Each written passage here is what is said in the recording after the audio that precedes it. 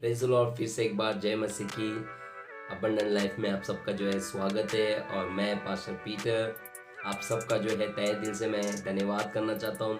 और आप जो है जो भी वीडियो हम अपलोड कर रहे हैं, आप सब लोग जो है उसे देख रहे हैं, लाइक कर रहे हैं, शेयर कर रहे हैं, तो तहे दिल से आप सबका धन्यवाद। इसी तरह से आपका प्यार जो है मसीह के प्रति और हमारे प्रति बनाए रखिएगा। तो आज फिर एक बार जो है एक नए विषय के साथ में एक नए जो है वचनों के द्वारा जो है आपके पास आए। तो आइए हम प्रार्थना करेंगे और शुरू करेंगे परमेश्वर के वचन को। धन्यवाद करते हैं प्रभु यीशु मसीह, सही में आप बहुत ही महान हैं, आप दयालु हैं, आप कृपालु हैं। और आज प्रभु फिर एक बार प्रभु तेरे बच्चों से, प्रभु तेरी कलीसिया से, प्रभु तेरे लोगों से प्रभु बातें करना प्रभु, और तेरे वचन के द्वारा प्रभु एक अद्भुत रीति से प्रभु आज तो प्रभु सिखाना, प्रभु यीशु के नाम से प्रार्थना करता हूँ, आमीन आमीन आमीन। तो हालेलुया। तो परमेश्वर का धन्यवाद जो है ये मौका दिया आपसे बातें करने का। और आज जो है हम एक नए विषय के साथ में आए हैं। और आज का जो विषय है क्षमा करने के बारे में। दो बातें हैं, एक क्षमा करने के बारे में और एक है क्षमा मांगने के बारे में। और दोनों को हम देखेंगे कि क्षमा करना और क्षमा मांगना। आप सोच रहेंगे कि पास्टर आज ये क्या बातें आप लेकर आए। ये तो कई बार हमने सुना है, कई बार हमने सीखा है, कई बार हमने जो है पढ़ा है, मगर आज आप आशा कीजिए, मैं आशा करता हूँ कि परमेश्वर आज जो बातें लाएगा उस वचनों में से जो है परमेश्वर आपसे बातें करेगा। तो सबसे पहली जो है परमेश्वर के वचन में से हम लोग पढ़ेंगे मत्ती का किताब उसका 6 अध्याय, और वहाँ पर 14 और 15 हम लोग पढ़ेंगे। मत्ती का किताब 6 अध्याय उसका 14 और 15 पढ़ेंगे।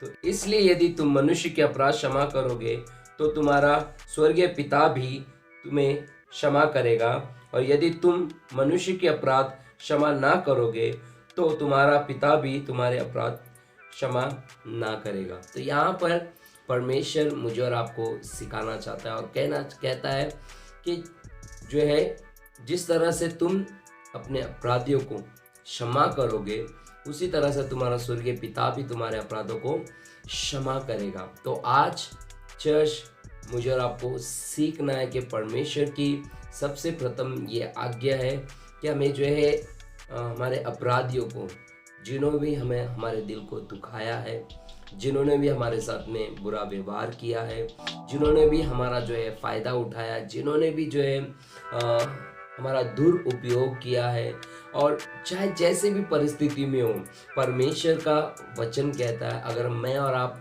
परमेश्वर पे विश्वास करते हैं, अगर मैं और आप जो है परमेश्वर को अपना प्रभु मानते हैं, तो मैं और आप जो है परमेश्वर की आज्ञा को भी मानेंगे। और परमेश्वर की आज्ञा ये जो है किसी और के वचन है, यीशु मसीह के वचन है। और यीशु मसीह कहता है कि मनुष्य के अपराध क्षमा करो ताकि तुम्हारा स्वर्गीय पिता भी तुम्हारे अपराधों को क्षमा करे। Hallelujah hallelujah.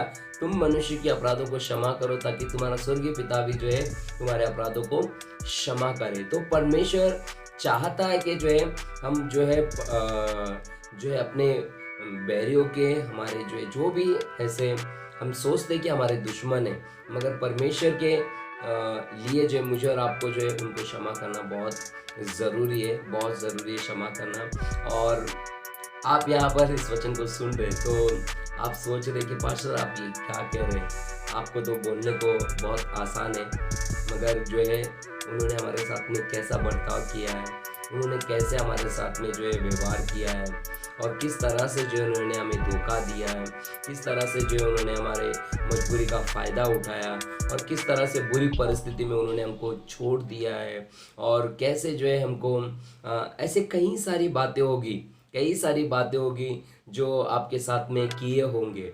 मगर मैं आपको बताना चाहता हूँ, आज मैं आपको कहना चाहता हूँ, जितना आपके साथ में हुआ है उससे कहीं ज़्यादा प्रभु यीशु मसीह के साथ में हुआ है। प्रभु यीशु मसीह के साथ में हुआ। प्रभु यीशु मसीह को जो है उसको मारा गया, उसको जो है घसीट कर लेकर गया, उसके कपड़े उतार दिए गए, उसके ऊपर थूका गया, उसके सर पर कांटों का ताज पहनाया गया, और जो है कई लोग जो है चिढ़ा रहे थे, मजाक कर रहे थे, कई सारी बातें यीशु मसीह के साथ में हुई। मगर मैं आपको बताना चाहता हूँ, यीशु मसीह उस कलवरी क्रूस पर कहता है कि हे पिता, इन्हें माफ कर दे।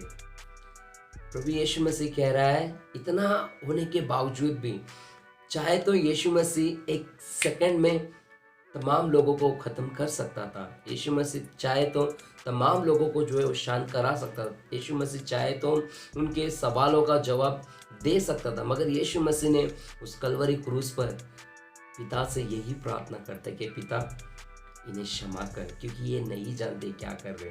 तो आप सोच रहे, प्रभु यीशु मसीह के साथ में इतना सब कुछ होने के बावजूद भी मुझसे और आपसे कहीं ज़्यादा जो है यीशु मसीह को सहना पड़ा। फिर भी यीशु मसीह जो है वहाँ पर कहता है, इन्हें माफ़ कर दे। तो चर्च, मुझे और आपको भी अगर यीशु को अपना प्रभु मान रहे हैं, तो जब यीशु मसीह हमारे पापों को क्षमा कर सकता है, तो मुझे और आपको जो है, जो लोगों के थोड़े गलती हमारे जीवन में है, तो उनकी गलती को माफ़ करने में हम क्यों हिचकिचा रहे?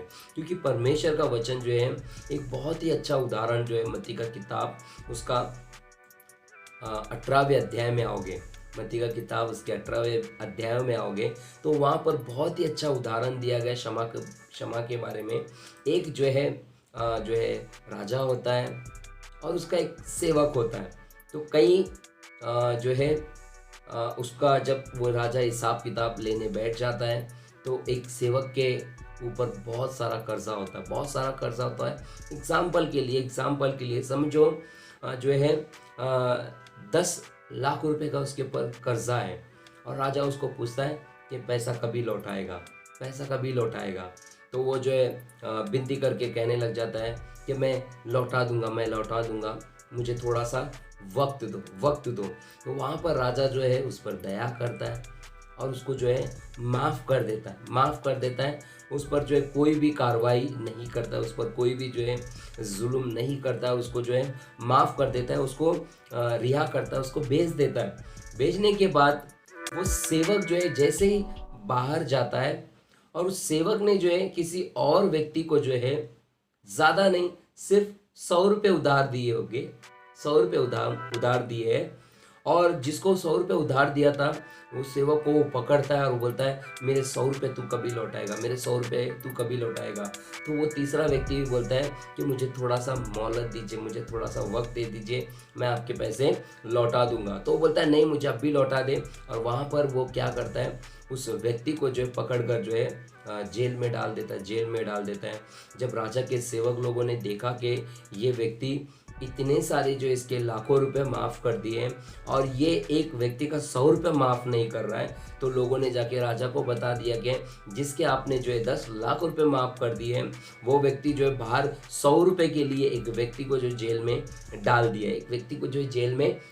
दिया। तो राजा कहता है कि उसको लेकर आओ मेरे पास। तब राजा जो है उसको अपने पास बुलाता है, तो उसको पूछता है, एक वचन को हम लोग पढ़ेंगे, मत्ती का किताब 18वां अध्याय, वहाँ पर 33वां वचन कहता है इस प्रकार से, इसीलिए जैसे मैंने तुझ पर दया की, वैसे ही क्या तुझे भी अपने संगी दास पर दया करना नहीं चाहिए था।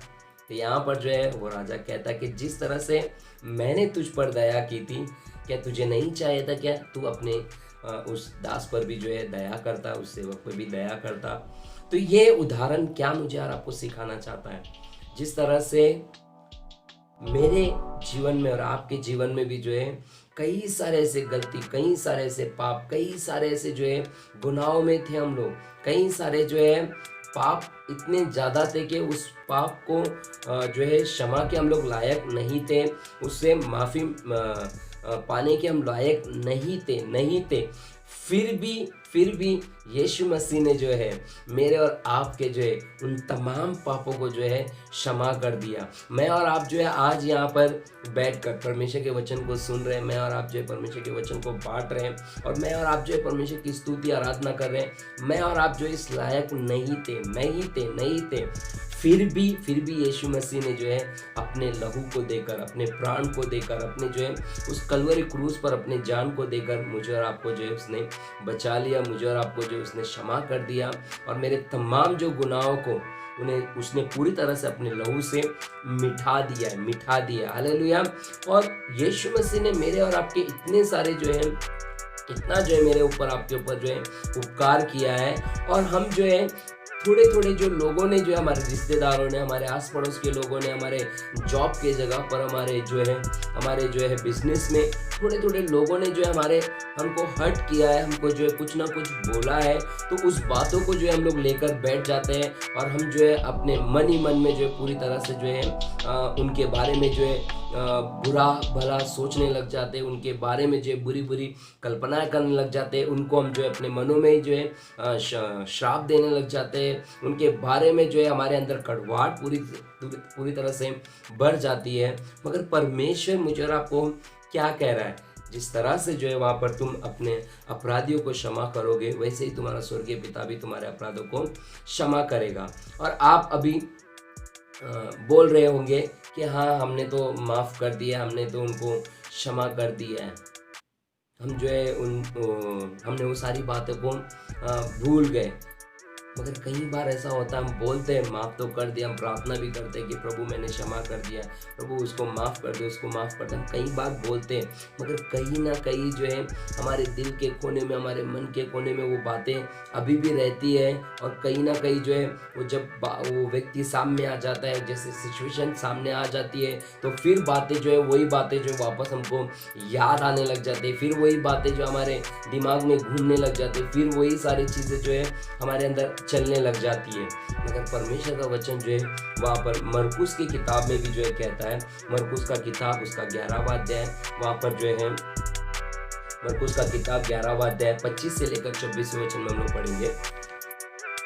और जब कभी तुम खड़े हुए प्रार्थना करते हो, तो यदि तुम्हारे मन में किसी के प्रति कुछ विरोध हो तो क्षमा करो। यहाँ पर परमेश्वर क्या कह रहा है, यदि तुम्हारे मन में किसी के प्रति विरोध हो तो पहले उससे क्षमा करें। तो देखो, कई बार हमने अपने मुंह से तो बोल देते कि हाँ चल मैंने तुझे माफ़ कर दिया, हाँ चल मैंने उसको माफ़ कर दिया, हाँ माफ़ कर दिया, मगर यहाँ पर कई बार हम बोलते मुंह से तो है, मगर हमारे मन में जो है उनके लिए जो है बहुत सारी बातें भरी होती है। हमारे मन में जो उनके लिए जो है ऐसी बातें, क्या हमने पूरी तरह से अपने पूरे मन से जो उनको माफ़ कर दिया है, पूरी तरह से अपने मन से उनको निकाल दिया, उन सारी बातों को निकाल दिया, पुरानी वो बातें, पुरानी वो जो है घटना है, पुरानी जो है वो सारे जो भी हमारे जीवन में बीती थी, उन सारी बातों को हमारे मन से निकाल दिया है, या अभी भी जो है वो हमारे मनों में चल रहा है, अभी भी हमारे मन में वो सोच रहे, अभी भी वो पिक्चर जो है हमारे मन में आ रही है। तो परमेश्वर यहाँ पर चाह रहा है कि यदि तुम्हारे मन में किसी के प्रति विरोध हो तो उसे उसी वक्त क्षमा कर दो, उसी वक्त क्षमा कर दो, परमेश्वर का वचन कह रहा है। और जो है वहाँ पर और एक बात जो है कह रहा है, इफिसियों किताब में, इफिसियों किताब 4 अध्याय वहाँ पर 31 वचन भी कहता है, इफिसियों किताब 4 अध्याय उसका 31 और 32 वचन को भी पढ़ेंगे, तो वहाँ पर भी वही बातें लिखी है कि यदि किसी के प्रति तुम्हारे अंदर कड़वाहट है, तुम्हारे अंदर कड़वाहट है या जो है ऐसे क्रोध है, तो उसको जो है निकाल दो, उसको जो है उस व्यक्ति को जो है क्षमा कर दो। किसी के प्रति जो है कड़वाहट या क्रोध है, क्योंकि कई बार होता है किसी को हम क्षमा नहीं करते तो उस वजह से हमारे अंदर जो है उस व्यक्ति के प्रति जो हमारे अंदर कड़वाहट भरी होती है, उस व्यक्ति के प्रति जो है हमारे अंदर जो है क्रोध भरा हुआ होता है। क्योंकि कई बार ऐसा होता है वो व्यक्ति जो है कितना भी हमारे साथ में अच्छा व्यवहार करेगा तो हमको जो उसको जो है उसके अंदर बुराई नज़र आती है। वो कितना भी हम जो है ऊंचाई पर जाएगा तो उसके बारे में जो हमारे अंदर गुस्सा ही हमेशा रहता है, उसके बारे में हमेशा हमारे अंदर जो है नफरत ही रहती है कि उसके बारे में अगर कोई तारीफ़ भी करता है तो हम जो उसकी तारीफ़ सुनना नहीं चाहते। अगर उसके बारे में जो है कोई बढ़ाई करता है तो वो बढ़ाई भी हम सुनना नहीं चाहते। क्यों? क्योंकि उस व्यक्ति के प्रति हमारे अंदर क्या भरा हुआ है, कड़वाहट भरी हुई है। हमारे अंदर जो उस व्यक्ति के प्रति गुस्सा भरा हुआ है, और ये गुस्सा और ये कड़वाहट क्यों है? क्योंकि हमने अभी तक उसे माफ़ नहीं किया। तो परमेश्वर यहाँ पर आज मुझे और आपको कह रहा है कि हमारे पूरे मन से उन्हें जो है माफ़ करें। और हमारे मन में जो भी कड़वाहट भरी हुई है तो वो सारा कड़वाहट जो है निकाल दें। क्योंकि मैं आपको एक छोटा सा उदाहरण देना चाहता हूँ, क्योंकि जो है कई बार हम मार्केट में जाते हैं या मछलियाँ लाते हैं या जो है मुर्गी लाते हैं, तो वहाँ पर जो है एक छोटा सा पार्ट होता है जिसको पित्त कहा जाता है, और एक छोटा सा ही भाग होता है, उसको वो जब वो काटते वक्त जो है वो निकालते हैं काटने वाले। अगर गलती से भी अगर वो पार्ट जो है वो चीज़ अगर उसमें रह गया और वो जो है उस मांस में अगर वो फूट जाता है तो पूरा जो है वो मांस पूरा जो है कड़वा हो जाता है। और जो है अगर आपने घर पर उसको लेकर अगर आपने पका दिया और वो पकने में अगर वो फूट गया पीठ, तो पूरा जो है वो जो है सालन जो है पूरी तरह से जो है कड़वा हो जाता है, वो आप खा भी नहीं सकते, इतना कड़वा होता है। और लास्ट में क्या होता है, वो सारे जो है सालन को फेंकना पड़ता है, उसे खा भी नहीं सकते। तो एक छोटा सा चीज़ होता है जिसको पित्त कहते हैं, वो पूरी चीज़ को कड़वा बना देता है। उसी तरह से हमारे अंदर भी जो है एक ये छोटा सा चीज़ है, हम क्षमा नहीं करते, और वो क्षमा नहीं करने की वजह से तो है पूरा हमारा मन, हमारा विचार, हमारा जो है सब, हमारे शरीर में सब कुछ जो है ऐसा हो जाता है कड़वा कि सामने वाला कुछ भी करे तो उसके बारे में जो है हमें कुछ अच्छाई नज़र नहीं आती, सारी चीज़ें बुराई नज़र आ जाती है। जब हम माफ़ कर देते तो जो है सामने वाले व्यक्ति के अंदर जो है तमाम जो है वो अच्छी चीज़ें नज़र आएगी। आमीन, हालेलुया।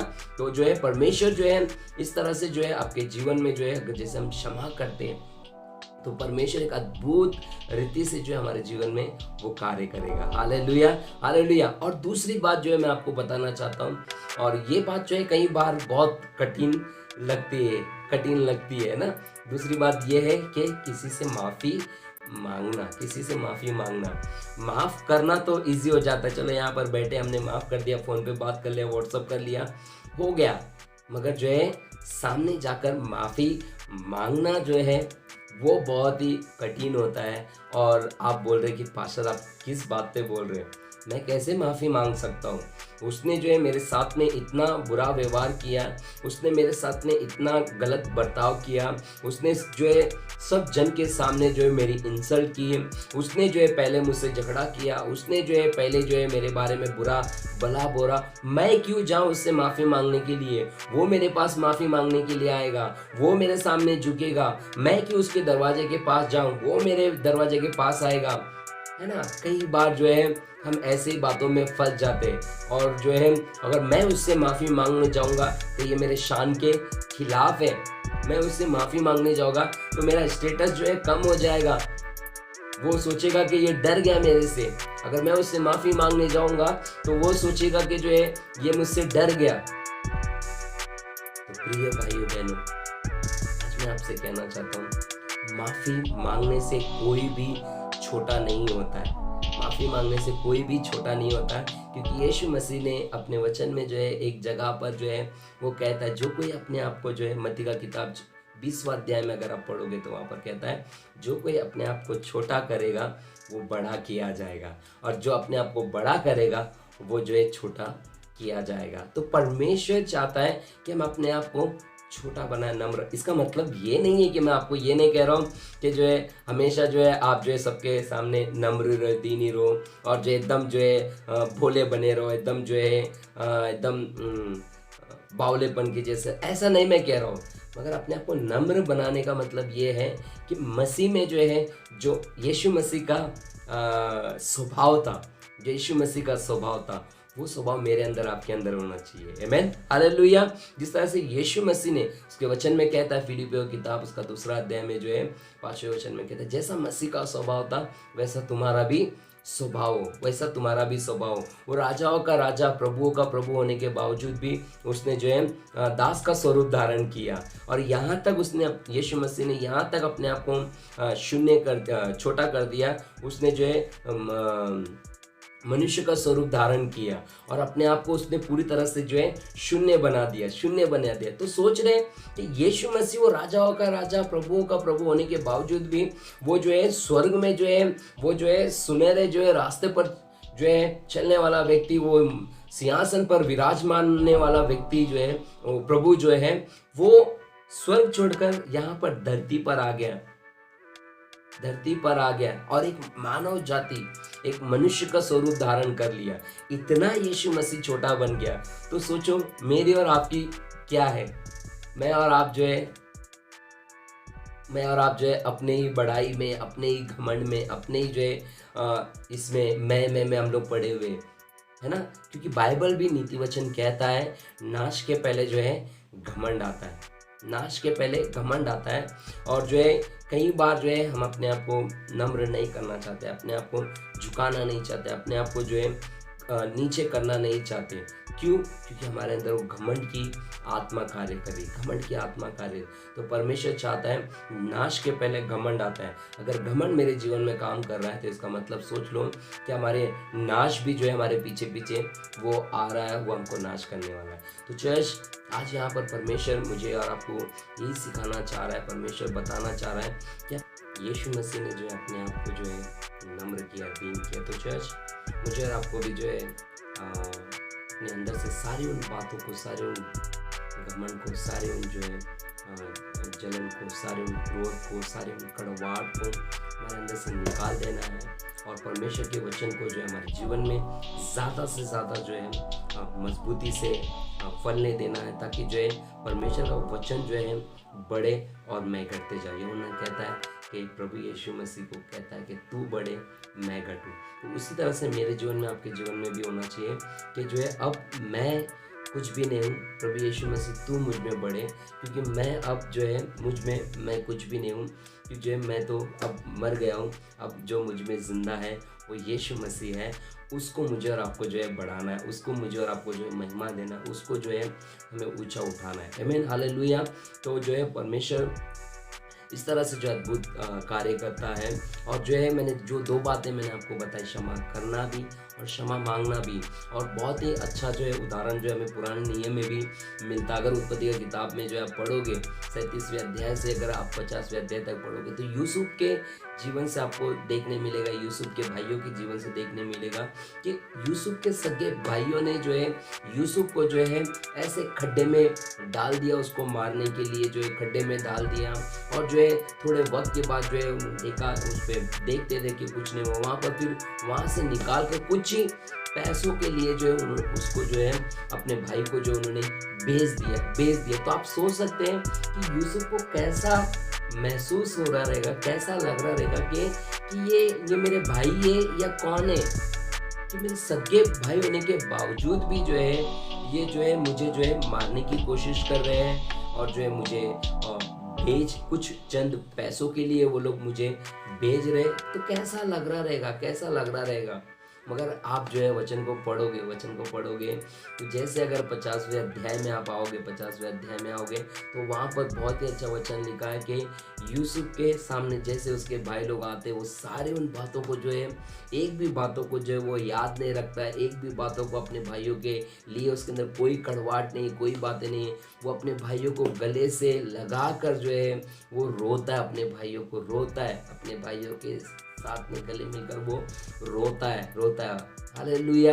तो वहाँ पर परमेश्वर जो है कि और जो है यूसुफ ने अपने भाइयों को माफ़ कर दिया था और परमेश्वर ने उसके जीवन में इतनी सारी आशीष को लेकर आया कि वो जो है मिस्र का प्रधान बन गया, सबसे शक्तिशाली व्यक्ति, सबसे जो है प्रभावशाली व्यक्ति बन गया, क्योंकि उसने अपने भाइयों को माफ़ कर दिया। कभी भी उसने उनके लिए अपने मन में कड़वाहट नहीं रखा, कभी भी उनके लिए अपने मन में कोई गुस्सा नहीं रखा, और जो है वो सिर्फ और सिर्फ परमेश्वर पे ध्यान लगाया रहा और परमेश्वर ने उसको ऊंचा उठाते गया। तो परमेश्वर परमेश्वर आपको भी उसी तरह से जो है यूसुफ को जिस तरह से आशीष किया, वो परमेश्वर आपको भी, आपके परिवार को भी, आपके कलीसिया को भी, आपकी सेवकाई को भी इस तरह से परमेश्वर आशीष करेगा। और उसके भाइयों ने भी जो है ना, माफ़ी मांगना, मैंने बोला ना माफ़ी मांगना बहुत कठिन होता है, और माफ़ी जो है अपने से कोई बड़े हैं तो माफ़ी मांगने में भी थोड़ा सा हिचकिचाहट नहीं होगी, हम माफ़ी मांग सकते हैं। मगर हमारे से छोटा होगा, अगर उससे माफ़ी मांगना तो बहुत